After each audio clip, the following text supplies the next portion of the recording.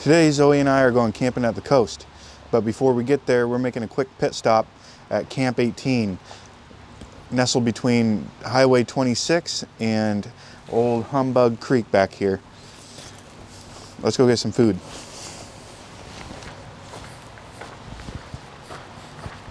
Camp 18 is a popular stopping point for many on their way to the coast. It was originally opened in 1986 after previously being a logging camp location for Oregon's massive logging industry. It's home to many wood carvings as well as antique logging machinery and rail cars.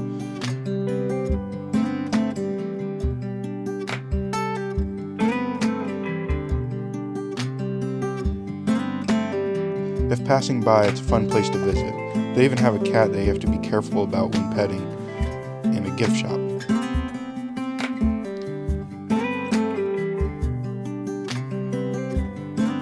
If driving to the Oregon coast, I highly recommend driving down Highway 101 if possible. It's beautiful. There's even spots to stop and admire the view. Hey, look at that handsome fella. On the way, we saw these elk hanging out in the grass. Look at this big old elk hanging out with all his elk babes. Dude rules. Ironically, it's right next to Elk Creek Road and Elk Land Drive.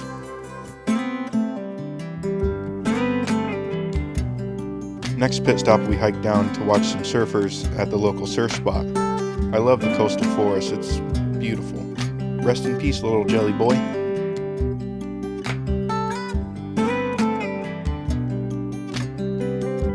Look at this dude getting tubular.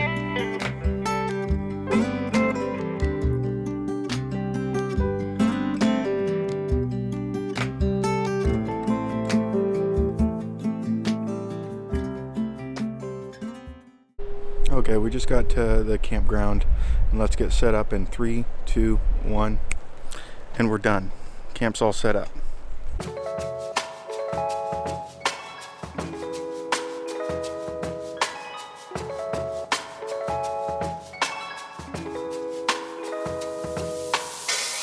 Okay, so camp's all set up. It's starting to rain a little bit, as you might be able to see on the windows. So I don't really feel like cooking. I think I just wanted to hang out by the fire and chill out. There's actually a taco truck right down the road, and I'm thinking about going to get some tacos. Okay, so I have good news and I have bad news. I'll start with the bad news. The taco truck that I thought I was going to no longer exists. So we're not going there. I went there and there was nothing there besides like the country store that they have. And I asked the guy, and he said they like relocated up in town. But I felt like if I'm gonna drive all the way to town, which isn't far, but I might as well like get some actual seafood or something. Just because if you're at the coast, might as well get seafood if it's available at I forget what it's called, but I'll show you guys.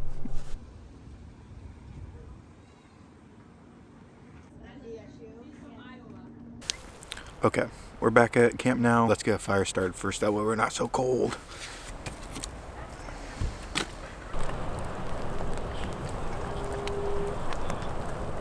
I've gotten a bit better at making fires since the last video. Also, just fed Zoe. This time, I'm going to be putting the food away in the right spot.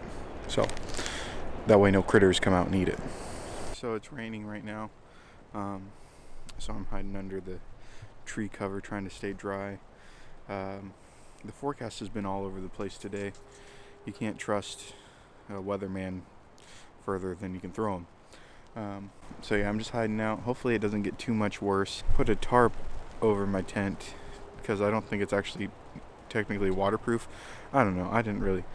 Honestly, when I booked this camping spot, I anticipated that I would be able to sleep in my car, which I technically could still if I wanted to, but it's not in the camp spot.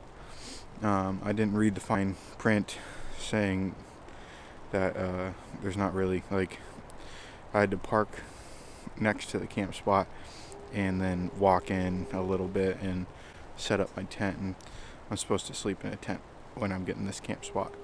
So I'm going to try it out. I think I'll be fine. I'm just hoping that it doesn't rain too much or get too wet out tonight. But the forecast says the next hour it's supposed to be rainy, and then it's supposed to be chill again and not rainy. So we'll see. But while we're waiting for the rain to go, let's go with a quick. If you guys are fans of Stone Cold Steve Austin, that's rad. But we got some beer. That's Fort George Power Cycle. Fort George is a brewery in Astoria, Oregon, so not too far. It's a ways from here, but it's a coastal brewery, so I wanted to keep with the theme of the coast. So we'll crack into one. I've actually never had one of these before. My buddy Jake recommended them, so I decided I'd try them.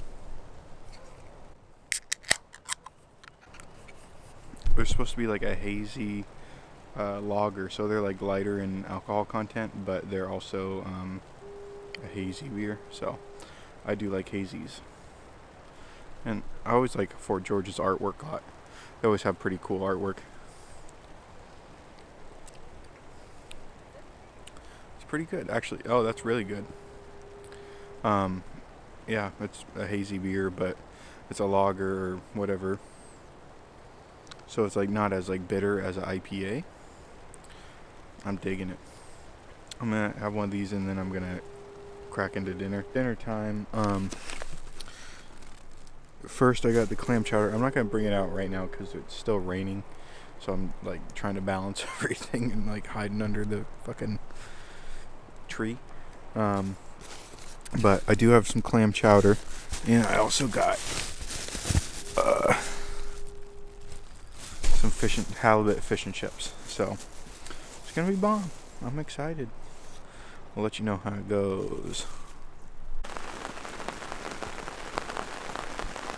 So I wasn't even gonna set up this easy up originally, but it started raining so heavily that I had to.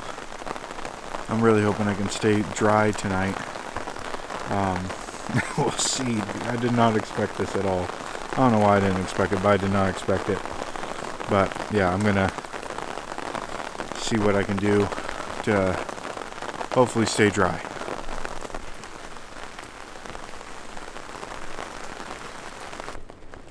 So it started raining way more than anticipated. I got the easy up, canopy up. I got a little fire going. Honestly, I'm probably just gonna put the camera away and try to hunker down for the night. Hopefully it slows down here soon, but we'll see. You never know at the coast. But yeah, and then I'll see you guys in the morning. I'm gonna make it through.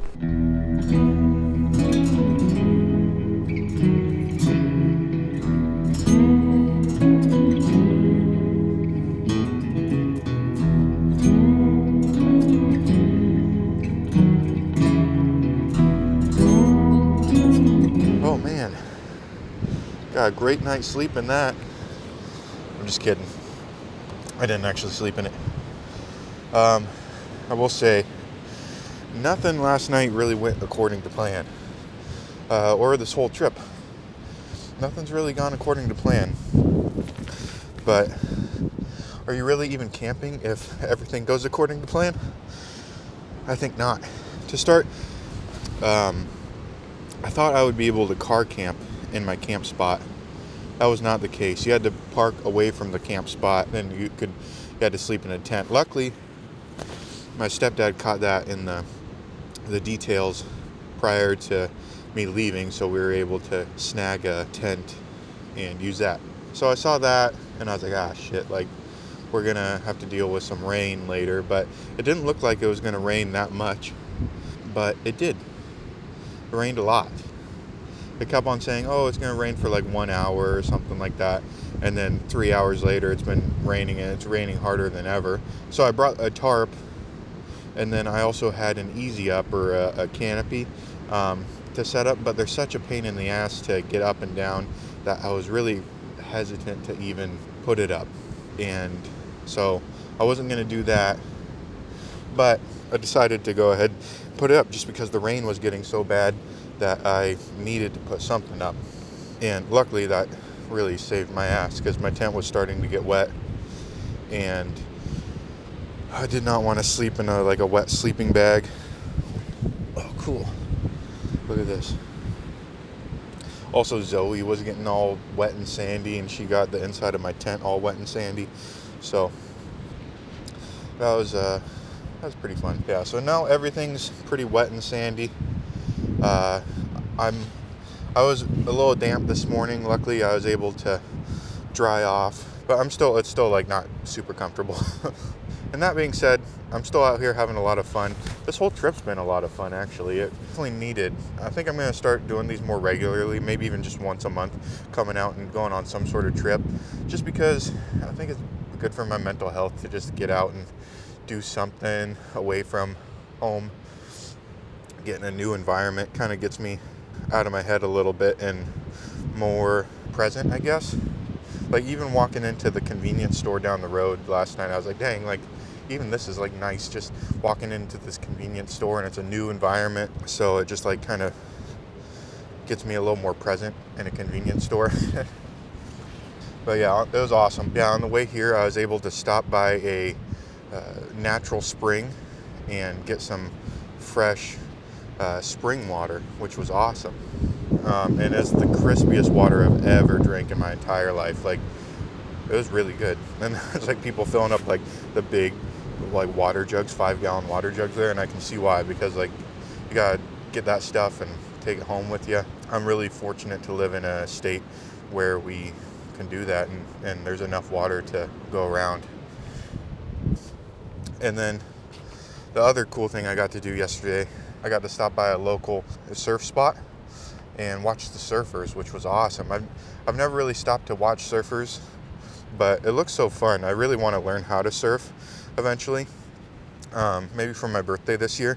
I was going to try for my birthday last year, but unfortunately I was sick. But I think next year is going to be the big one.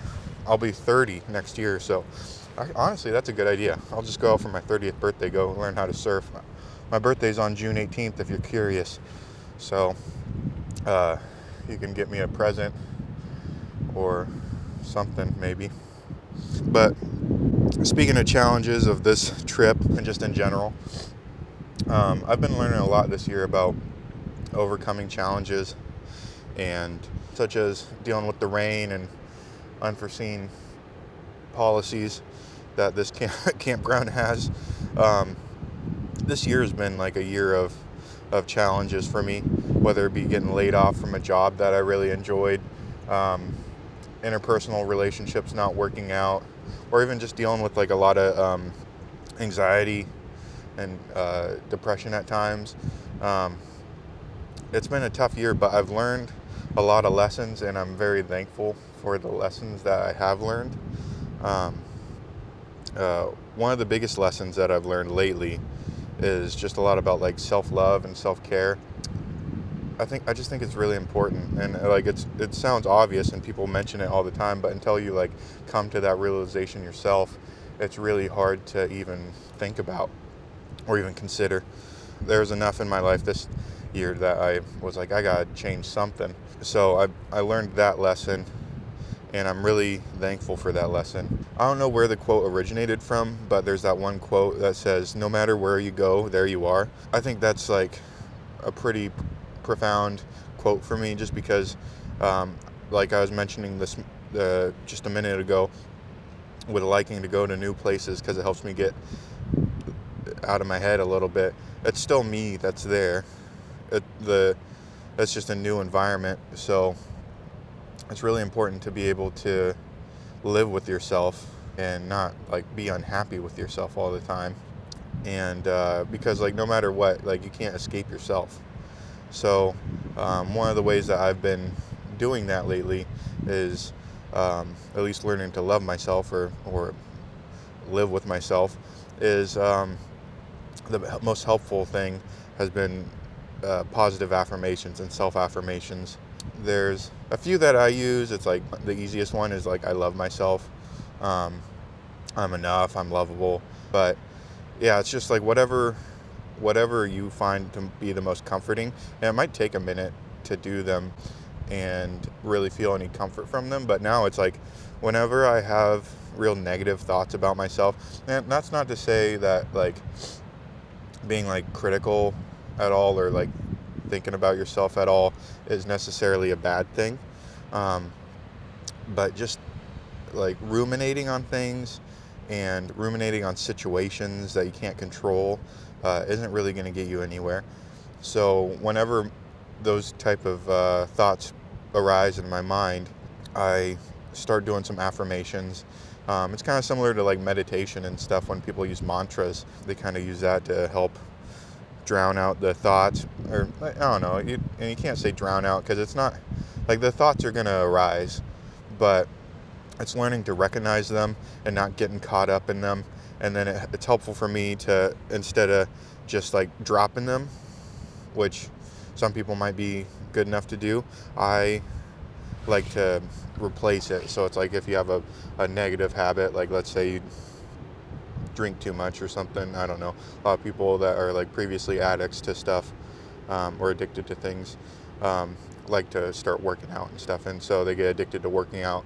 And I think it's a good technique to try to replace a negative with a positive, because there's still going to be that hole there, unless you're just like enlightened. But that's probably the biggest lesson I've been learning lately. If you're interested in learning more about like techniques, there's plenty of videos on YouTube to just search self-love and like self-love techniques or whatever. There's plenty. Another thing I have is like a little mirror that I can like look at myself. I'm like, I love you. And uh, and it's like seems so silly, especially when you first do it. You're like, what am I doing? But it's beneficial, and like it takes a lot of strength to do that with yourself. So yeah, I don't know. If those negative thoughts arise, like I hate myself or don't like myself, or negative thoughts about like your appearance or anything, just like you can combat those. Like, I'm good enough, I love myself. Whatever negative thing you're thinking about yourself, there's a positive opposite that you can tell yourself. And again, I don't, well, I don't know. You don't have to be delusional and be like, I'm like, but there's a lot of power in being positive to yourself, I think. So yeah, try it out, give it a shot. And then the book is called Love Yourself Like Your Life Depends on It, by Kamal Rivkant, I think is his name. I'll link the book Amazon link below, and like it helped me a lot, so I highly recommend it. It's on Audible. That's how I listened to it. I love Audible. Now I'm gonna walk out to that jetty over there.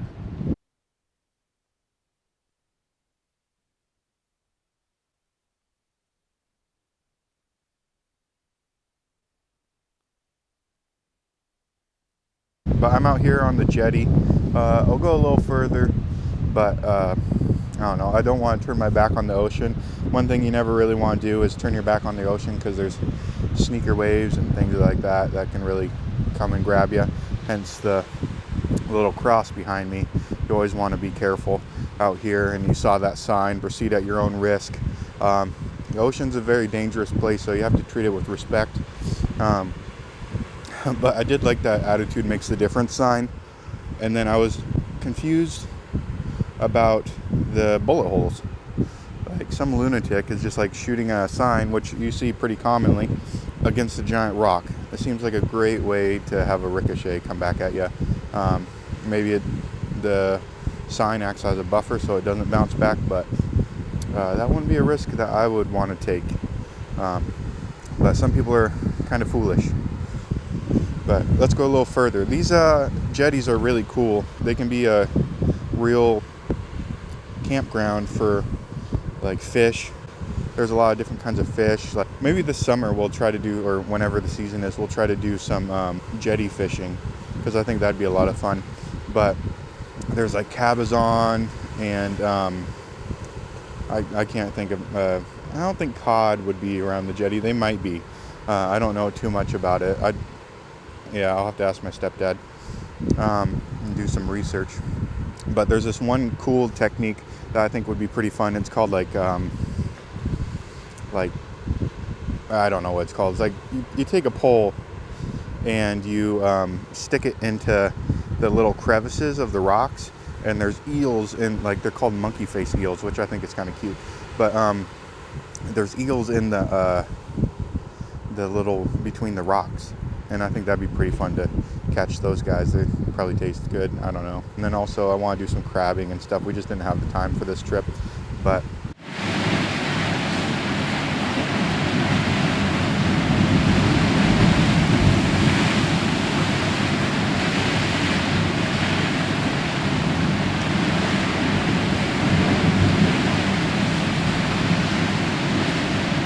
I got to talk to a guy from Wisconsin. He's out here visiting. Seems like a nice guy. Apparently he surfs out in Wisconsin on Lake Michigan. He told me a little bit about what it's like surfing out there. Apparently, like, if you think about like a lake, like they always have those little waves coming in and hitting. Well, the Great Lakes is like that, but on a larger scale. So they have waves, but they're so much more rapid and less breaks than these waves, apparently. If you know more about it, feel free to comment. But it was a super cool interaction. I always love meeting new people out on these things and having a little chat.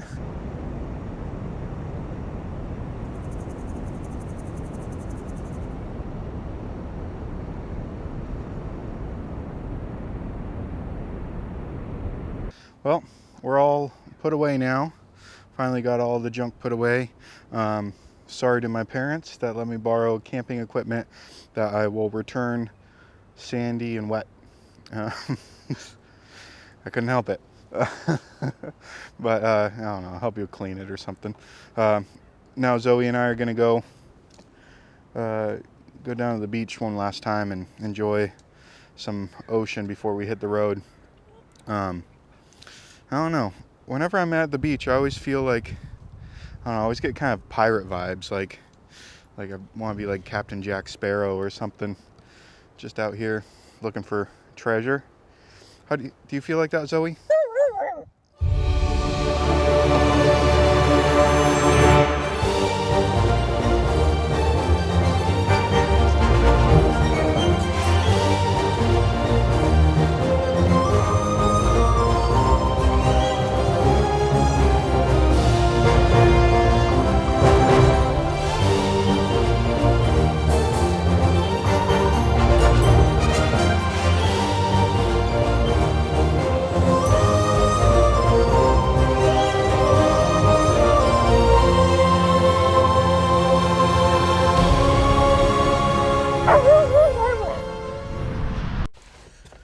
Okay, all done. We're back. Thanks for coming along with Zoe and I on this trip. Had a lot of fun.